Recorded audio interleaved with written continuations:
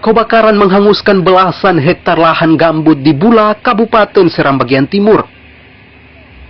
Kebakaran tersebut membuat warga panik, kemudian memadamkan api dengan mengerahkan sejumlah truk tangki air.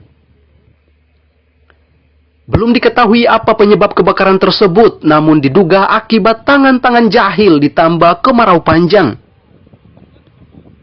Selain lahan gambut, kebakaran tersebut juga menghanguskan kebun warga di sekitar lokasi.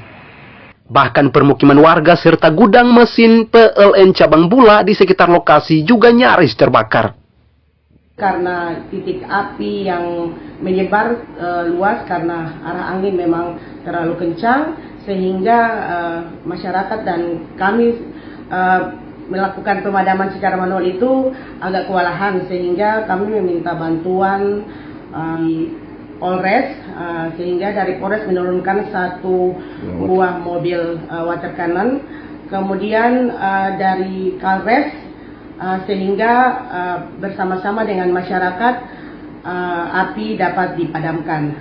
Agar kebakaran tidak kembali terjadi, warga diimbau untuk tidak membuang puntung rokok secara sembarangan, termasuk membuka lahan kebun dengan tidak membakar lahan.